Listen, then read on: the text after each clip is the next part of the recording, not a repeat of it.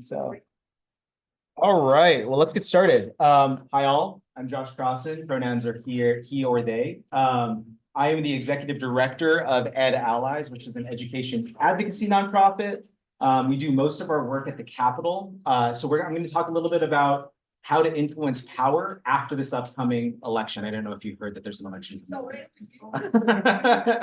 So a lot of this conversation is going to be really centered around state level advocacy. And then we'll open it up. We have about 45 minutes of conversation and then open up for just kind of strict question and answer for the last 10 minutes or so. There's a lot to do around federal policy. I'll talk a little bit about that, but really our focus is where our power is strongest, which is at the state level. So today, we're going to talk a little bit about who Ed Allies is, introduce policymaking 101, influencing power, and then a call to action at the end here. So Ed Allies, like I said, we are an education advocacy nonprofit. We partner with schools, students, policymakers, families in order to make sure that each and every kid have access to an excellent education. We'll go a little bit about education, but we're not going to go too deep into our work in that space. All right. What we do is community outreach. We listen to the community, understand what the community wants and needs from our systems. We do the research to figure out best practices around solutions. And then we do policy change. We're most known for our policy change work, but that's, as you'll know from this conversation, that's just the tip of the iceberg. The other 90% are the research, the community outreach, and the implementation. There's a funny saying in Minnesota. It's MS stands for Minnesota statute, but it should stand for mere suggestion because there are a lot of laws that people just don't follow. So we also have to work on implementation as well. All right. So a little bit about me. That's 4-year-old Josh right there. The beautiful woman over here is my mom, Esther Abalahan. She was a Filipino immigrant, moved to the United States at age 5. Goofball over here is my dad, Sergeant Crosson. They lived in the same community, grew up in the same neighborhoods. They met in high school. They went to a high school that had a 17% high school graduation rate, right? So that gives some indication of the amount of resources and imbalance in how communities are provided are really based on skin color, the amount of money in our bank accounts, our zip codes, and who's set up for success is based off of things that we cannot control when we're born, right? So that made me super indignant. I'm a pissed off person who wants to change the world, and I do that through policymaking, right? That's the lever that I find fit. This kind of shows my age a little bit here, but that's me. I protested the Iraq War every Friday. I'm doing a needle exchange program in San Francisco, and constantly throughout these programs, this kind of direct service work where you're feeding the homeless, you're protesting war, you're doing needle exchange, you have to ask yourself, what system is designed to have this constant need, right? Have you all heard that story about the starfish on the beach where you're kind of walking along the beach and this guy's throwing starfish back into the ocean one at a time, and the person's like, "What are you doing?" He's like, I'm saving the starfish," and the guy's like, "That's gonna take you forever," and it's like, it matters the world to this one, and throws another starfish into the ocean. Like, that's great work, right? But let's try to find a systemic solution to stopping starfish from getting brushed onto the beach. So that's kind of where I kind of moved away from the throwing one starfish at a time to let's find a solution to fix the system. And our system is severely broken. So what does policy advocacy look like? Do you all know what redlining is? Racial covenants? Well, for those of you who don't, they first showed up in Minneapolis in 1910. There was specific policy on the books that said you cannot sell your property to any person of color, any Jewish person in this area in order to protect the home values in the community, right? That was the justification. Here's a very specific redlining policy that says the said land or building thereon shall never be rented, leased, or sold, transferred, or conveyed nor shall the same be occupied exclusively by any Negro or colored person or person of Negro blood. That was a policy that first showed up in Minneapolis in 1910. Fast forward throughout the last 114 years, and our current sitting governor, not governors from 1970 or 60, our current sitting governor passed a law to outlaw these from ever existing again in Minnesota. This was just only a few years ago, right? So it took 114 years for us to be able to repeal this policy in order to outlaw it completely in the 2020s.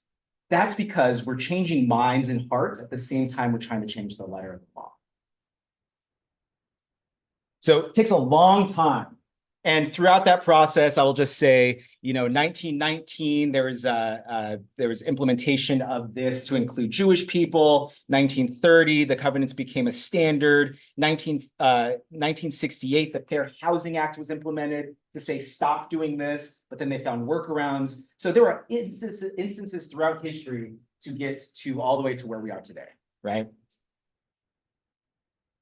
So at Ed Allies, our work is to empower communities. We cannot pass policy, we cannot make change unless the people who are directly impacted are part of that process as well, right? Part of that process and leading in the process. Prepare everybody to be advocates in their own way, right? You can go from running for office and being the president of the United States all the way to just writing your legislator every once in a while when something big happens. So in order to feel prepared and empowered, you have to know what the systems look like. We also fight for equitable funding and resource distribution in Minnesota, and then making sure that our staff reflect, our school staff rather reflect the communities that they're serving. So more teachers of color. All right, so let's get into it, right? So we talked a little bit, do you all know where this picture comes from? All right, very recognizable picture. This was when Governor Walz signed universal school meals into law. It was a great photo opportunity. My policy director was somewhere over here, but just a great picture. This was a moment in time. Okay, I'm going to play a video. There is an F-bomb, so. All right. Have y'all seen this? Okay, I'll play it for those. Just a couple more minutes of here. It's frankly no wonder that when you combine the stigma of receiving a free or reduced price lunch and the risk of racking up debt, even kids who are eligible can end up choosing not to participate. In fact, in 2019, nearly 30 million students were eligible for the meals, but only 22 million received them, meaning over 7 million eligible students missed out on meals, with experts arguing that stigma played a big role in that, which is terrible. And at this point, I actually have some good news, because there is a way to solve a lot of the problems that I've just shown you. It's a policy known as universal free meals. Basically, every kid at every school can have breakfast or lunch at school if they want it. And while I know that might sound like a utopian dream, the thing is, we actually already did it for 2 years during the pandemic. Federal lawmakers introduced a waiver program that paid for free breakfasts and lunches for every public school kid in the country, regardless of family income. The waivers also increased the reimbursement rate for each meal by around 20%, meaning schools had more money to spend on making and serving meals. And early research suggests that had real benefits. A survey of school districts representing over 5 million students found that in 2021, average daily participation in lunch increased by approximately 1.4 million, with 95% of districts reporting it reduced child hunger and 82% reporting the program supported academic achievements. In short, way more kids were eating every day and it was helping them in school. The waiver program worked. But in June of 2022, it expired. And unfortunately, some lawmakers were completely fine with that. By returning these programs back to normal, we can uphold our responsibility to taxpayers and the principle that aid should be targeted and temporary. Wow, that is heartless. Aid should be targeted and temporary. Sounds like something a Reagan action figure would say when you pull it straight. Oh, we'd take that, welfare queen, and Jodie Foster sure would be impressed if I died. When the cut-off came, teachers who saw the program roll back firsthand can tell you it was rough. On the first day of school this year, I announced to my students that school lunches were no longer free. And this moment stays with me. The confusion, the darting eyes, the questions. There were students who realized in that moment that they were not going to eat that day. For fuck's sake, no teacher should have to do that, especially that one who clearly cares about her students. I know the fun teacher when I see one, and that is the fun teacher right there. Bright colour-blocked outfit, fun glasses, purple hair. There is a class of misfit 7th graders for whom she is their absolute queen. If you're assigned to Miss Jones' class, you are making dioramas, you're doing non-stop skits, and you're building the sickest plastic bottle hydroponic garden system in the entire school. Miss Jones got passes to the Science Museum of Minnesota, and if you go with her, you're touching a dinosaur. For many families, the program expiring meant they had to navigate the eligibility forms for the first time. One school nutrition director in Ohio said she had to deny one single mother who told her she'd missed the cutoff for reduced meals by just $100 of gross income. And all this resulted in a lot fewer kids getting lunches, and students from low-income families across the country are now accruing lunch debt in record numbers. Now, to their credit, some states have refused to go backward, and these 8 have passed universal free meal programs, often funding them out of state budgets. Though passing those laws wasn't always easy. In Minnesota, for instance, you've probably already seen the joyous photo of Tim Walz being hugged by school kids when he signed his state's program into law. But some Republican lawmakers there fiercely opposed it, offering some less than convincing arguments. Mr. President, I have yet to meet a person in Minnesota that is hungry. Yet today, I have yet to meet a person in Minnesota that says they don't have access to enough food to eat. Now, I should say that hunger is a relative term, Mr. President. You know, I had a cereal bar for breakfast. I guess I'm hungry now. What an arsehole! Care what you had for breakfast, and second, that's not how societal problems work. You can't just go, I haven't seen hungry people, so they must not exist. Before seeing this clip, I'd never seen Chris Parnell's evil Midwestern twin. You were there sucking. And he wasn't the... All right, so that's John Oliver's take on universal meals. He brought up a lot of issues, right? And also the woman who kind of looks up being like, what is going on? Is the former education chair in the Senate, Republican as well. So just to kind of hint, like Drazowski is just the most evil person I think at the legislature, and there are a lot more reasonable people in his party. But John Oliver makes some really good points, right? That shame was included in the way that we had free and reduced lunch. That we had to think about school debt cutoffs, right? My mom would constantly say, I applied for free and reduced lunch every single year when you were a kid, but we would miss the cutoff by about $200 every single time I applied. So the cutoffs, you either get reduced lunch or free lunch, or you don't. The shame of people having free and reduced lunch, but not wanting to show that they have free and reduced lunch, which created this universal policy. Also, the pandemic he brought up, right? So these were kind of influences to create that policy. This is a roadmap of how we got to where we are. And that one picture is just one moment in time. That picture of Tim Walz is one moment in time.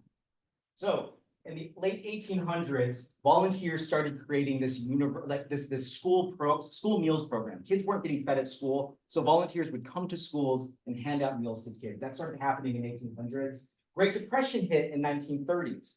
Kids were not eating at home, so how do we provide school meals to kids when they're coming to school because they're not eating at home during the Great Depression?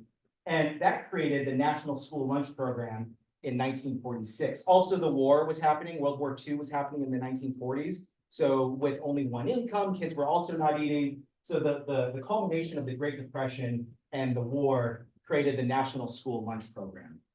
That then happens to come to Minnesota passes laws banning lunch shaming. Why? Because the National School Lunch Program was happening. Kids weren't eating, and they racked up debt. Kids were saying, sorry, you have debt, so you can't go on school field trips. You got to get an X on your hand. And if you come through our lunch line with that X on the hand, whatever lunch is on your tray, I'm going to dump it into the garbage can right in front of you. This was happening throughout the state of Minnesota. So we passed in 2014, hey, can you guys stop being dicks to kids? Like, that's kind of what we did in 2014, right? Then Philando Castile was murdered. Philando Castile, who worked in schools, his mom then created I will pay back the lunch debts of kids. And that created national attention, that she's using her profile to say, my son would want this, and I'm going to pay the lunch debt for kids. 2019, hey, we passed another ban on lunch shaming. Why? Because the 2014 law just didn't stick. It was in Richfield, Minnesota. There were instances of people working the lunch lines, again, shaming kids, putting wristbands on them, saying, hey, this is the kid that can't pay his lunch debt. So we passed again another law in 2019. 2020, what happened in 2020? The pandemic. We said we gotta feed kids during this pandemic. Kids aren't coming to school, so we just fed everybody. And then in 2023, we said we can't stop feeding everybody. So it took the pandemic, it took a war, it took a Great Depression, it took a murder and police violence in order for that all to culminate into the passage of a universal school meals program in Minnesota. But then what happened in 2024? In order to access the universal school meals program, you have to participate in the federal meals program. Well, Prior Lake School District doesn't participate in the federal meals program. So now they're not providing meals to their students. Also, kids doing PSEO today. Has anyone done PSEO here? Yes. Students doing PSEO, you don't have access to school meals. So there are students still falling through the cracks in our universal meals program, and parents are starting to organize in Prior Lake saying, why do all of the kids in the state of Minnesota have access to meals, but my kid doesn't? So we are still working to pass policy to implement a universal meals program. So the picture that we saw with Tim Walz is not the end. Kids are still going hungry in Minnesota schools, and we got to keep this momentum going forward, right? So this all happens, and that one picture of Tim Walz is one tiny moment in the kind of timeline of getting access to school meals. So how do we do it? How do we make that happen? Okay, let's do a quick poll here. There are going to be three paths. There's going to be there's going to be a freeway, which means you know everything there is to know about passing policy. You know how to write a bill, you know how to get that bill heard, you know everything there is about passing policy. Dirt road. I know what policy is, I know what a bill is, I know what to do when I want my voice to be heard, but I don't really know the process in getting a bill passed. The next road is like, there is no path. There's no trail. I don't even know where to go. I don't even know where to start. I don't really know who policymakers are. I will tell you, I graduated high school by the skin of my teeth. I almost failed because I didn't pass my social studies requirement. I do it for a living now. This is what I do for a living. So there were no road absolutely whatsoever when I was a senior in high school. So freeway. Who's on that freeway? All right. Yes. Where are you? What do you do? I'm a political science major at St. Cloud. Nice. Okay. Perfect. All right. Dirt road. All right. So a lot of people, I know how to get my voice heard, but I'm not really sure how to do the bill from start to finish. Okay. What about no road at all? Yes. Thanks for your courage. Absolutely. Okay, good. It gives me a sense of who's in the room, so where to start. So, in the state of Minnesota, this is where I feel like a high school teacher. There are three branches of government. Okay. So we have the executive branch, the legislative branch, and the judicial branch. I'm not going to talk a lot about the court system or the judicial branch. I'm going to be talking a lot more about how to pass policy. So for the executive branch, Governor Walz is our head of the executive branch. Peggy Flanagan, Lieutenant Governor Flanagan is Governor Walz's number 2. You probably saw Peggy in the picture where everyone's getting hugging. The legislative branch. We are right now, our legislature is broken up into 2 bodies. There is one state that only has one body within the legislature. Yeah, what is it? Nebraska. It's the only state in the country that only has one group. So our House of Representatives, or I should start with the Senate. Our Senate, we have 67 Senate districts. We're a pretty big legislature in Minnesota. We have 67 Senate districts. And then each Senate district has 2 House districts, which is why double 67, 134. Right now, our Senate is 34 Democrats, 33 Republicans. Actually, it's 33-33 because somebody had to drop out in order to run for Congress. So we right now have a tied Senate.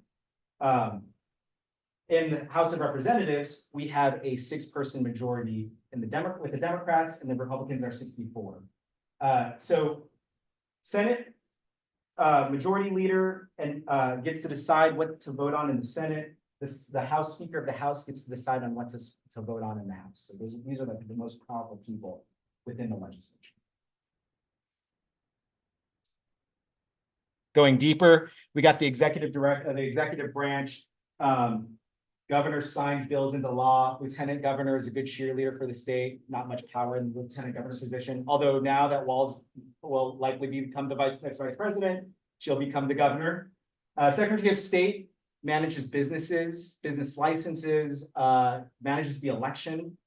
And if the legislature is tied, if the House is tied, he becomes the Speaker of the House. It's a fun little Minnesota policy area. So he would become the Speaker of the House.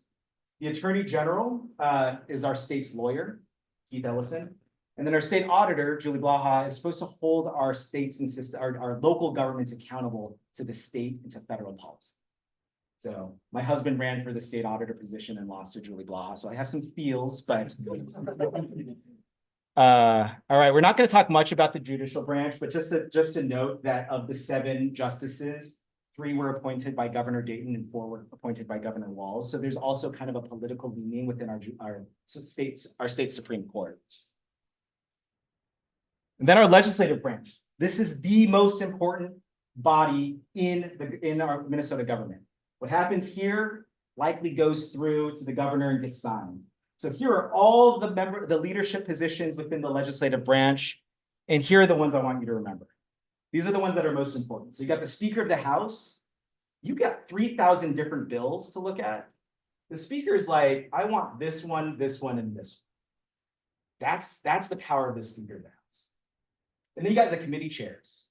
They get to decide which committee, like which bills get to go in front of the committee to be heard in order to go to the Speaker of the House. These are the 2 most important bodies in the House of Representatives.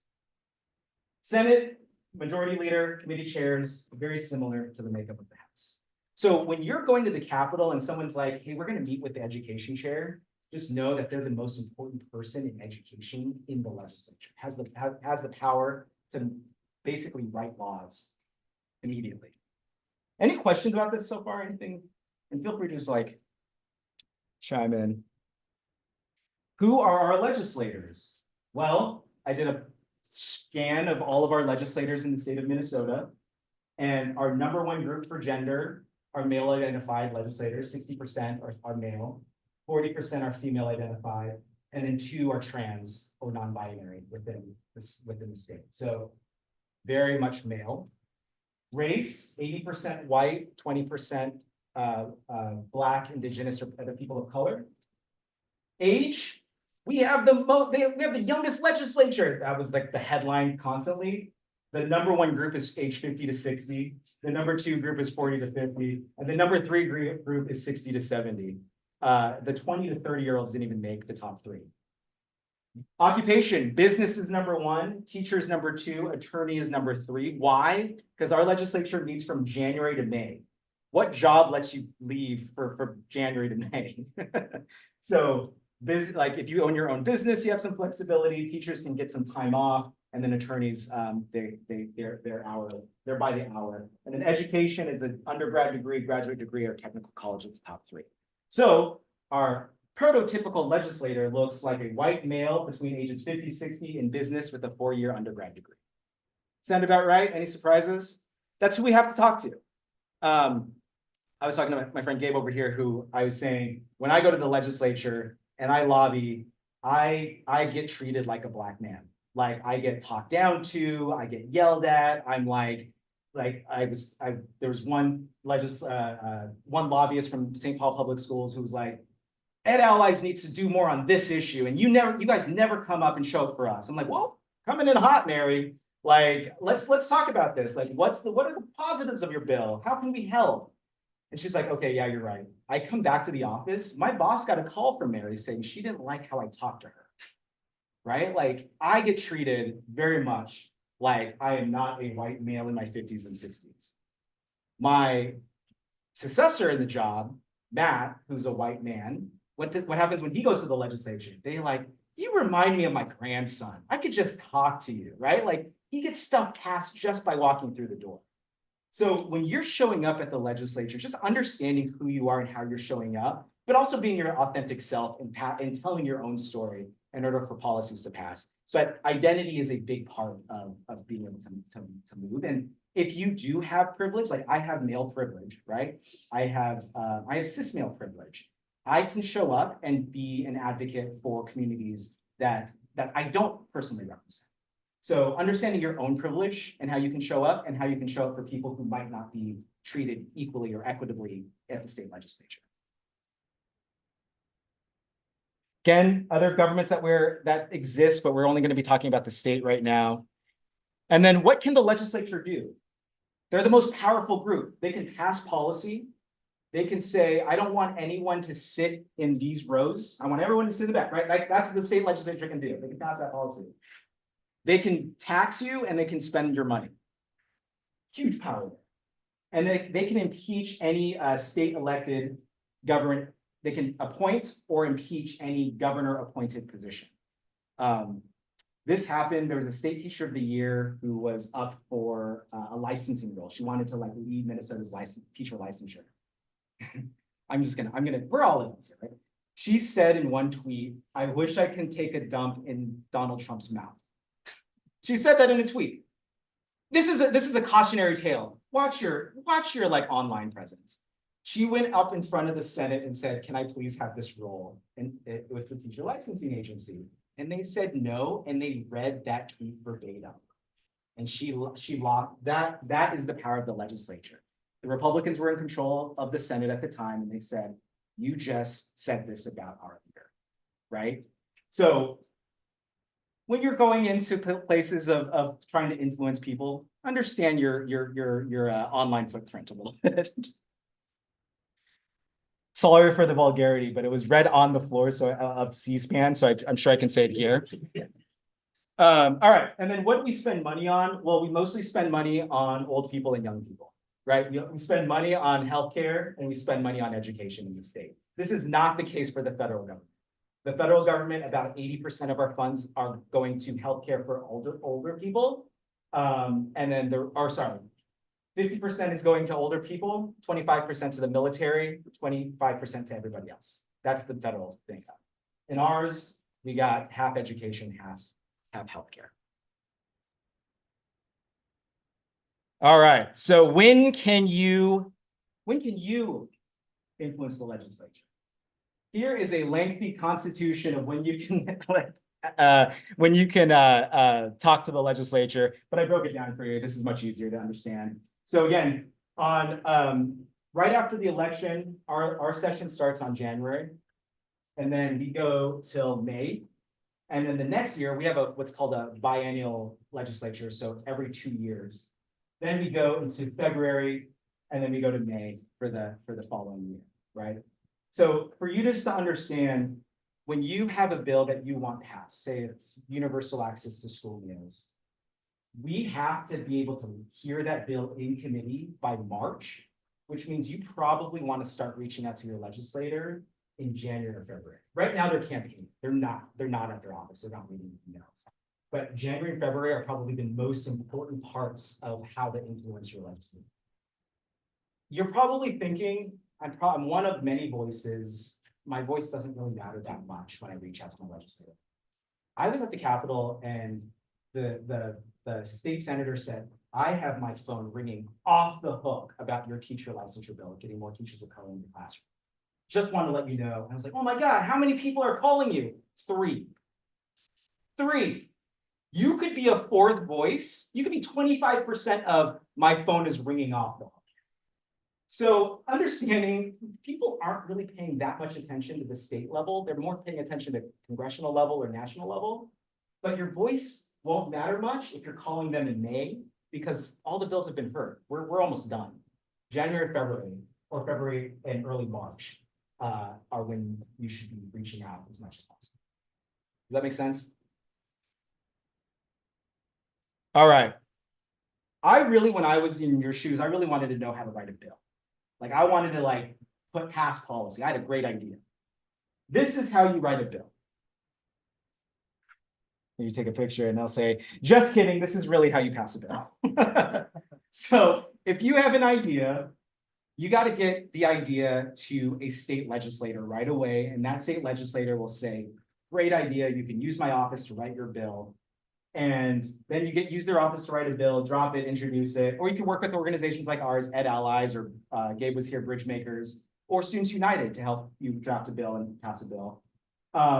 But really, the only way you can pass law in the state is if you get the chair of that committee to introduce it in their, what we call an omnibus bill. I think of omnibus as on the bus. Every policy idea in that committee is on the bus moving towards a law. So the education bill, you got universal school meals, you got licensure, you got everything that's on that education bill in the chair's bill towards passage. And the chair gets to decide what's in that bill. Tons of power with the chair. That's how you pass policy, is get it into the chair's bill. Cool. Any questions on the makeup, structure of the policymaking process? You know when to reach out. You know when you're most powerful. You know how to pass policy. Okay. Now let us, in the last kind of 10 minutes before Q&A or conversation, talk a little bit about how to influence this power. This is civil rights professor and activist Derek Bell, RIP. He says that the rights of Black people only advance when they converge with the interests of white people. So what was happening in the 1960s? You had Dr. Martin Luther King Jr. fighting for the Civil Rights Act of 1965. And then you had the Vietnam War happening at the same time, right? Vietnam War saying we need to export democracy into Southeast Asia.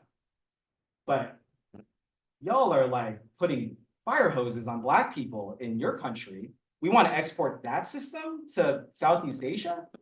So what the president did was they called Martin Luther King Jr. up and they said, we have an image problem. Right now we're fighting a war representing a country that's not treating Black people very well.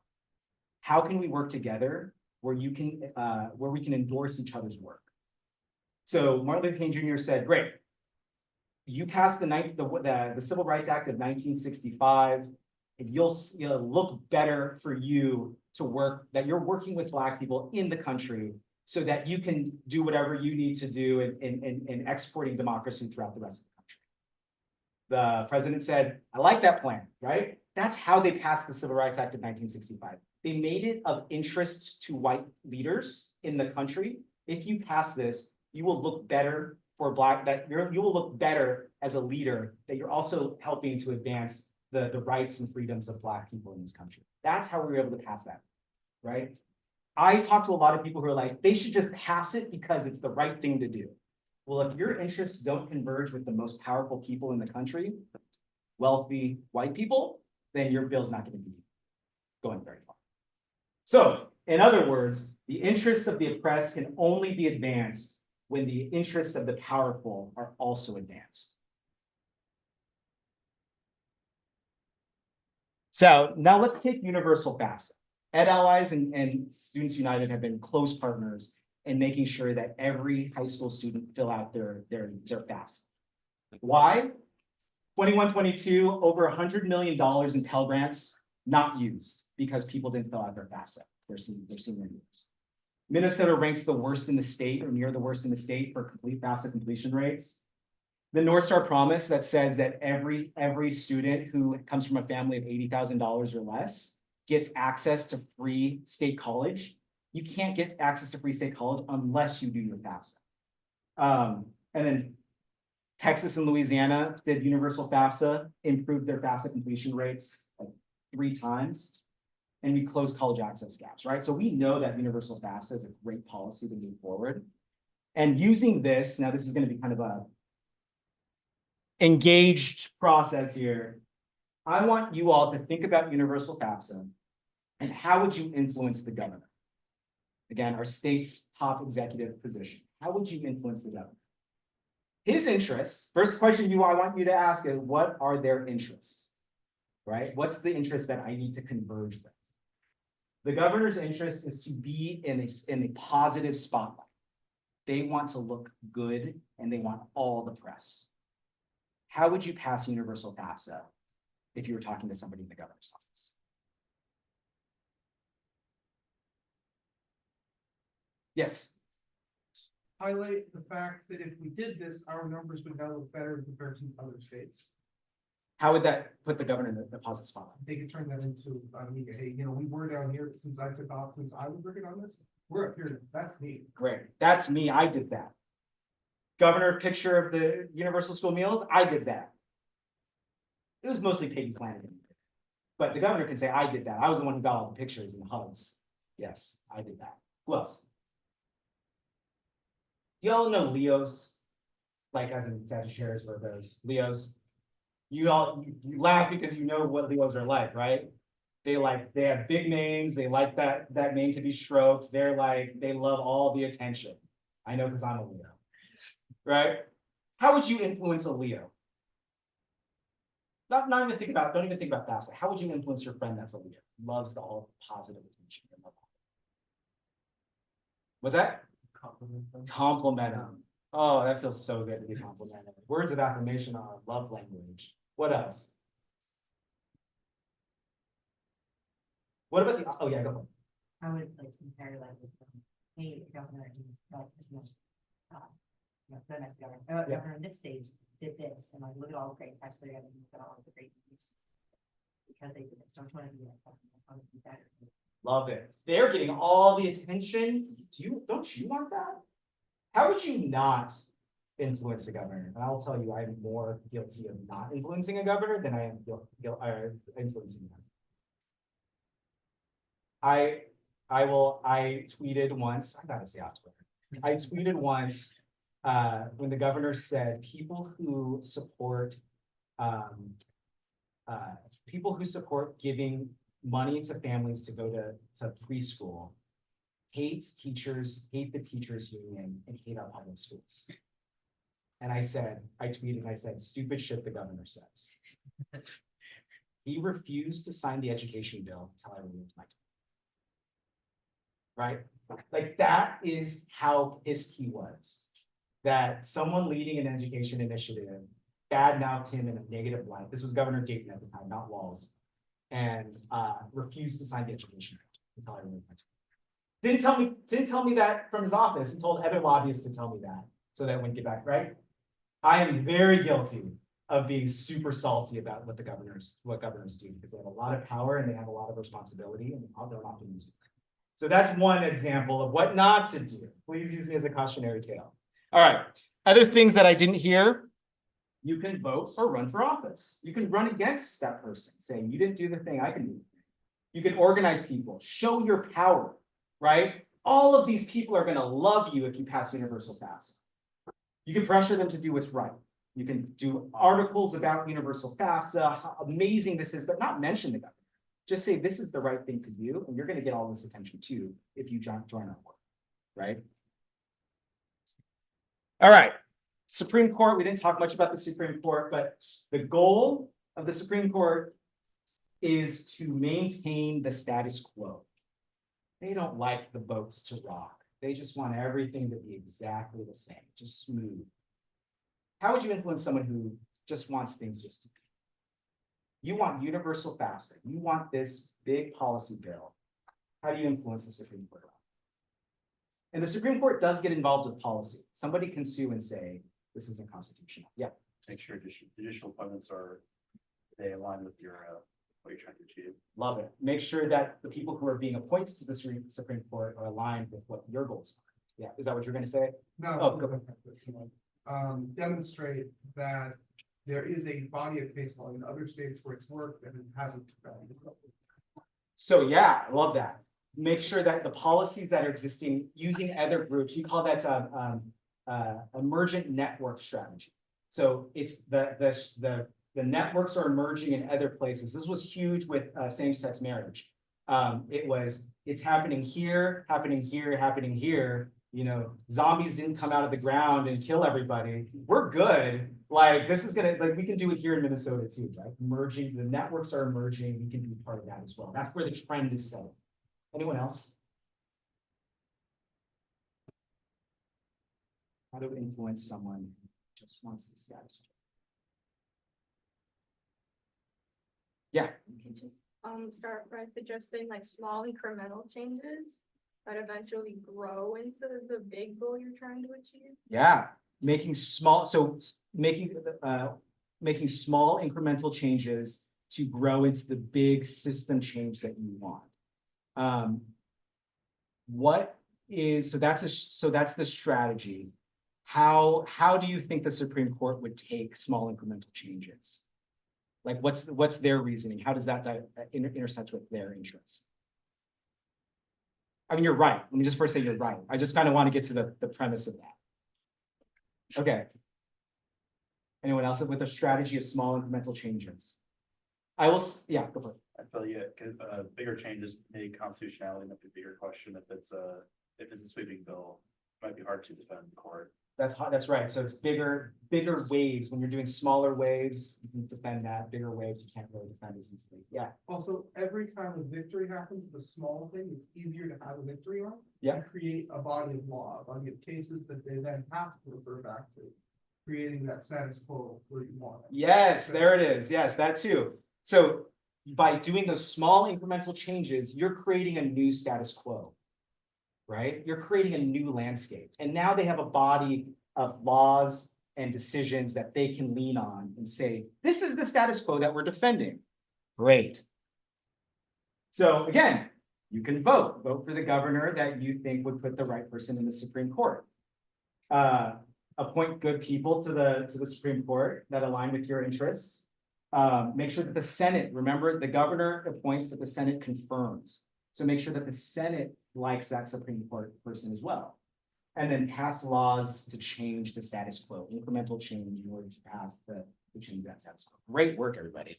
This is always the toughest one because it's like, how do you want to make change with people who don't like change? Lastly, the most important group, the legislature, your biggest body, 201 people. What's their goal? They just want to get reelected. That's it. Do they want good policy? No, they just want to get so how do you influence this group? Yeah. Lobby, yes. And how would you effectively lobby in order to converge with their interest of getting elected? And then on the behalf of if you are a high school student, talk about like how impactful it would be within the community, how all of these students that are doing this, hopefully, then, these legislators pass this, we're just about to become legal and able to vote. So then we will vote for you and get you. Love it. So on behalf of a bigger group of people, a larger voting bloc, we want you to do this. That's great. Anyone else? Yeah. Public awareness or grassroots mobilization. And how would grassroots mobilizations or public awareness campaigns help them get reelected? Just bringing awareness in general to issues that will help to build public. So getting support around a bill. So let me break it down this way. What helps get a legislator reelected? Votes, publicity, getting attention for that legislator. What else? Money. There it is. Money. Anything else? I think those are the big ones, right? We got it. So public awareness campaign on a specific issue. Does that bring votes? Yes, it could. Yeah. So let me show you an example of when I thought legislators would do the right thing. There was a bill that said, after George Floyd was murdered, we outlawed dangerous police holds in prisons and in schools. We said you can't do that to prisoners, you can't do that to students, unless they're a direct threat to themselves or others. Reasonable, right? Last year, they took away those protections for students. It's still illegal in prisons, but now it's legal to put children into those dangerous schools. And then what happened 3 weeks ago? Some substitute teacher in Woodbury put a child literally in a George Floyd hole. And we're like, y'all made that legal. Like, you just did that 3 months ago, and now you're on Twitter saying that, how dare that person, you literally voted to allow that to happen. I would like, we were begging legislators, this is such a reasonable policy, please vote the right way. And they still made those holds legal for kids. Why? Even though they knew the policy that they were voting on was wrong, why do you think they went against their own interests? Yeah, what's up? Yeah, money?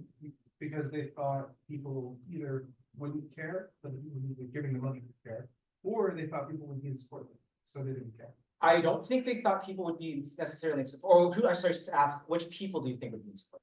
Donors.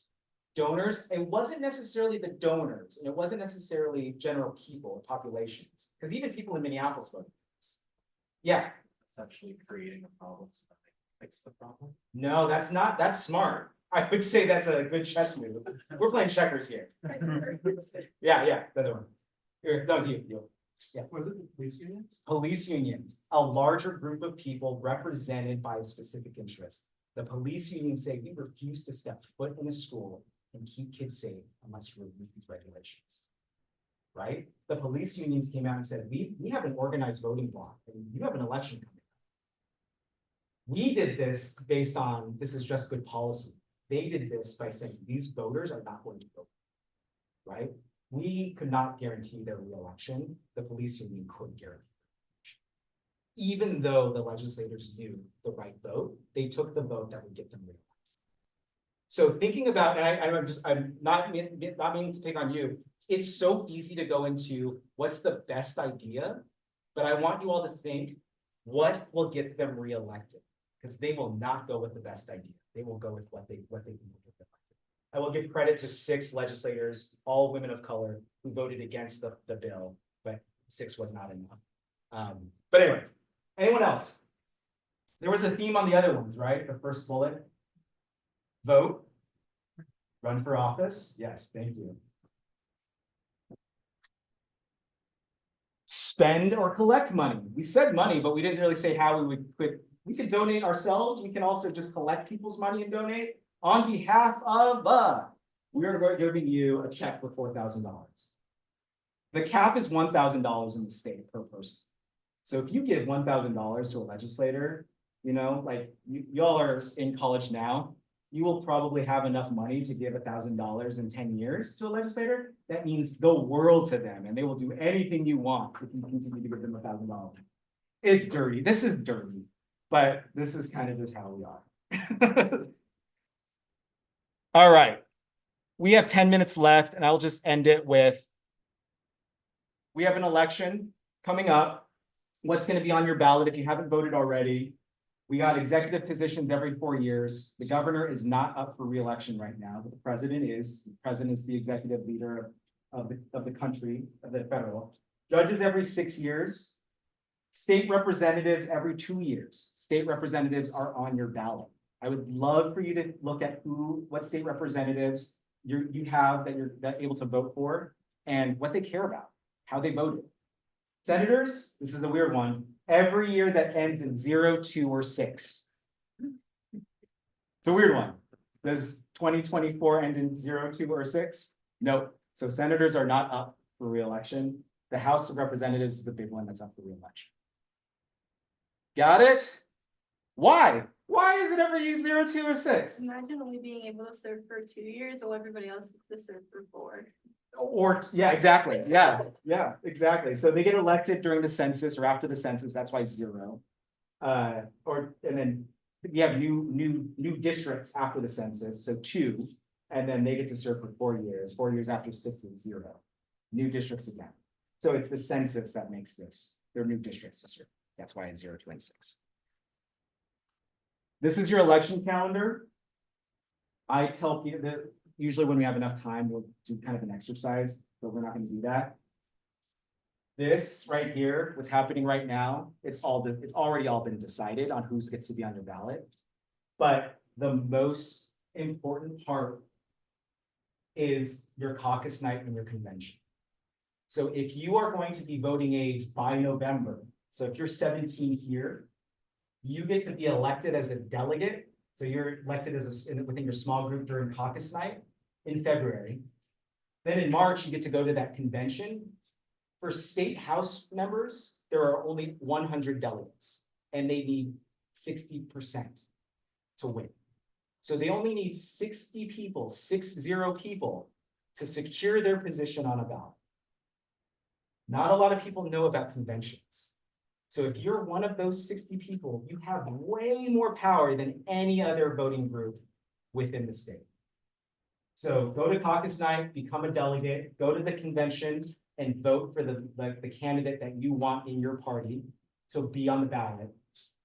Primaries happen in August, and then the election. So what happened with I'll just use my husband as an example. Went to caucus night, people became delegates, went to the convention. He didn't get that 60%. So it's 100 people in the state legislature. It's about 1,000 people for governor. So he didn't get 600 people of those 1,000 people for the convention. He said, I'll run for the primary, because you can still run in the primary, but you're just not endorsed by your party. He got a phone call from his boss saying, we will fire you if you decide to run in the primary. Right? There's a lot of pressure from the party. The party's giving calls, making deals, trying to make sure that nobody runs against the endorsed candidate by the primary. We were like, we want to build a family. We're going through the adoption process right now. Let's just drop it. Right? So the primary, it's already been decided. Arms have been twisted in order to get from there to there. So when you get to the election, your one vote for, say you're in Minneapolis or St. Paul, when it's only going to be a Democrat running, there's only probably going to be one person on that ballot by the election, and that's happened all the way over here. So you have a lot of power in this. And then I will end it with my personal hero, Baird Rustin, who says in a quote, for those of you who don't know Baird Rustin, he was the right-hand person to Dr. Martin Luther King Jr., lead organizer. There's a biopic on, I think it's Netflix about him. I highly encourage you to watch it. We need in every community a group of angelic troublemakers. I'm hoping that you all become angelic troublemakers and now feel a little bit more empowered and knowledgeable about how to make change within the community. Great, thank you. You can applaud. You're an applaud. I will now open it for questions. Any questions, thoughts, concerns? Right. Yes. How'd you get this job? Like, how'd you? Yeah. You said that you finished barely scraped by high school 2 years, what sorts of things matter and stuff. So what did you do? Yeah, so I went to Santa Clara University after graduating high school. With a math major, I went to the School of Americas. I don't know if folks know the Western Hemisphere Institute for Security Cooperation. So in the 80s, the US government was training anti-communist soldiers to go back to Latin American countries to stop communism from happening. But then what happened is like they just killed a bunch of priests and nuns who were fighting for more equitable societies. And I was like, that's wrong. So I went and protested that School of Americas in Georgia. And I was like, wait a minute, like our system is so broken.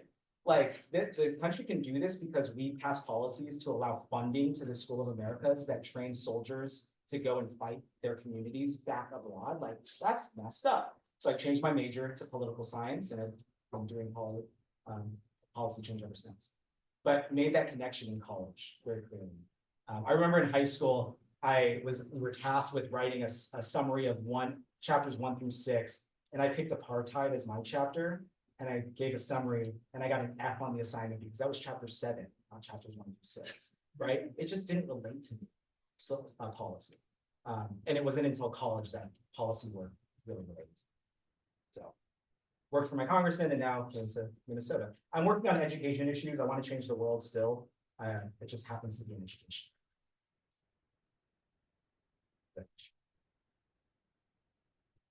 Questions? Well, I will be sure to give my information to Students United to make sure that you all have that. If you have any questions at all, we also hire people to write blogs. We'll give you $100 if you want to write a blog, 125 for the second one, on anything that you care about around policy issues. Check us out. We always do internships. We are one of only a few nonprofits that are at the Capitol fighting for stuff. So let us know if you want to write a bill or do anything else. Happy to help in any way. Thank you all. Thanks for all coming to the session.